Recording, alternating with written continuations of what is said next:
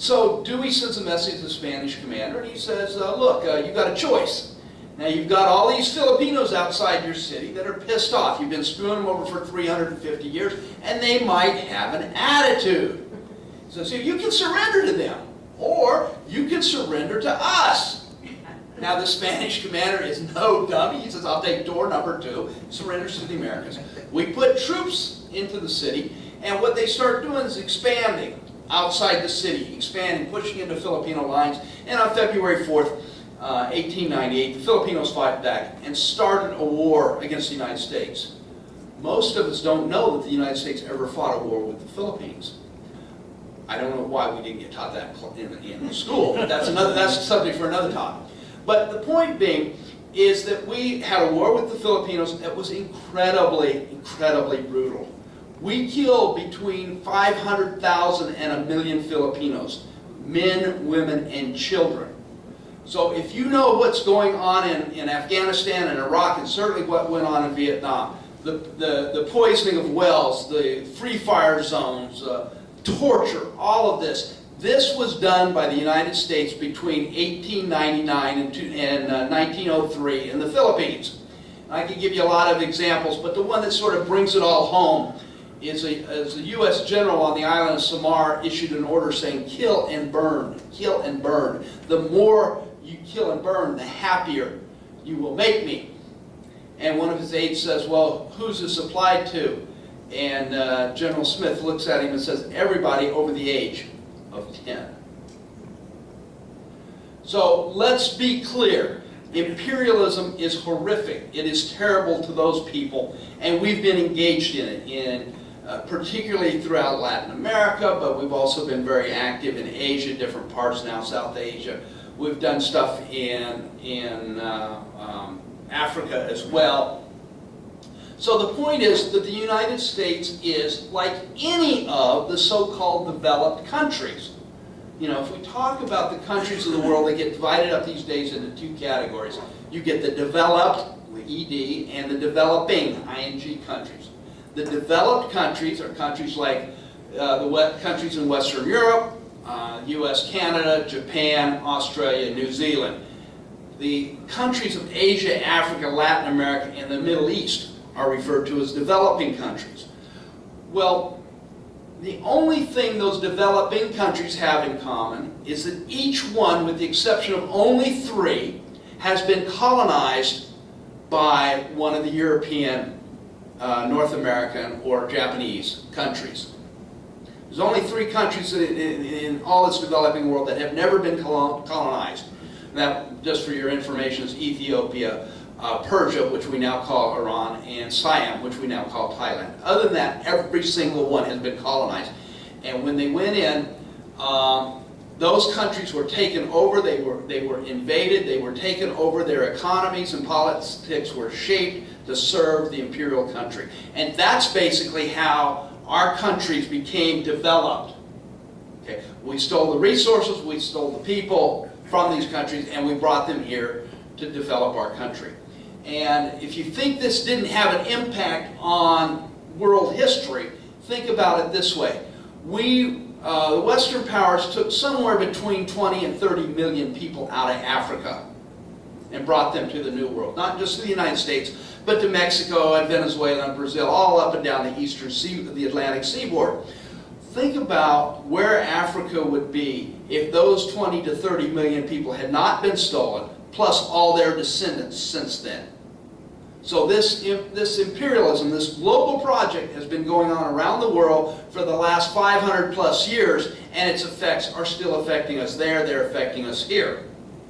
Okay, now this particular imperialist relationship between the United States and whatever particular country that we look at, that's a single relationship, but the idea of empire is the multiplicity of relationships, where the United States is conquering and taking over these countries, or its allies, like the French have their area, the British had theirs, the Germans had theirs, the Belgians had theirs, the Dutch had theirs, the English had theirs. But we basically, by the end of World War II, were the big dog, and we control the world. Okay, now, one more thing before I get into the book, is one of the terms that gets bandied about And you can't understand what's happening today unless you address the concept of democracy. Now, we've all been taught through our schooling, democracy, one person, one vote. If it affects you, you get to have a say on it, things like this. That is what we're taught is the totality of democracy, and that's wrong. That is one part of democracy. That is what sometimes gets called popular democracy or grassroots democracy. But there's another type that nobody ever tells us about. And that is what's called elite democracy or top-down democracy or polyarchal democracy, if you want to use a technical term. And the idea behind this is that the elites get to choose who gets to run for office or what questions can be asked, much less what solutions can be provided. And then once they okay that, then they let us peons get to vote, but only get to vote or just make decisions on the basis of the constrained limits that they provide in front of us. In other words, what they're doing, and they're going around the world, and we've got a very cynical operation in D.C., I'll mention a little bit, the National Endowment for Democracy, claims to be promoting democracy around the world. In reality, they are promoting the second type, this elite democracy, where the elites control the society and the peons just get to choose within that constrained limit. So we've got to put these all together. And this is what I'm trying to do in my book. Because I'm trying to look at what role the American labor movement played in this, and most specifically the American Federation of Labor, and then later after the merger in 1955, the AFL-CIO, the American Federation of Labor, Congress of Industrial Organizations. It's our key labor center for the country. It's who most of us refer to when we're talking about the labor movement. It's the AFL-CIO and their affiliated unions. Now, the way this is set up is that the international unions, such as the steel workers or the auto workers or International Brotherhood of Electrical Workers, whatever, these are national or international unions. Some unions have just American members and some have Canadian. You might get some people out of the Caribbean, like Puerto Rico, and some of them, like service employees, tried to go into Puerto Rico not too long ago, and they weren't successful in that. But these are international unions if they include members outside of the U.S.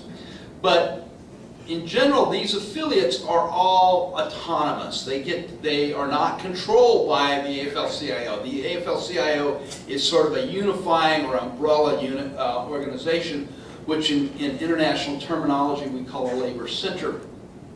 However, the AFL-CIO does have some areas where it controls things, and its most important is its foreign affairs.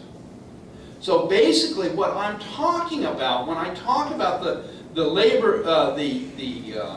foreign policy of the AFL-CIO, I want you to understand this is not something that is determined by even all the affiliated unions, much less their memberships. We're talking about a very, very small handful of people at the very top of the AFL-CIO itself, as well as they've set up a Department of International Affairs. So a very few people are controlling this entire foreign policy. And it's done behind the backs and without the knowledge of the members. In fact, actually, without the knowledge of a lot of labor leaders in this country, much less rank-and-file members. So almost nobody knows what's going on. And as much as I know, there's still a lot I don't know going on.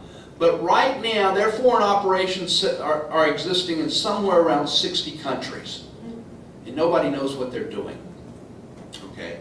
Not only that, but their operations are 90% funded by the federal government, so there's not even financial control by the unions. What we have happen is we've created a foreign policy program that's run by very, very few people at very highest levels of the labor movement. And they're operating in our name, but behind our backs, with no mandate, and have never even given an honest report about what they're doing. Never. And this is 90%, at least 90% funded by the United States government. Okay, so what I'm trying to do in this book is to, one, let people know about this stuff.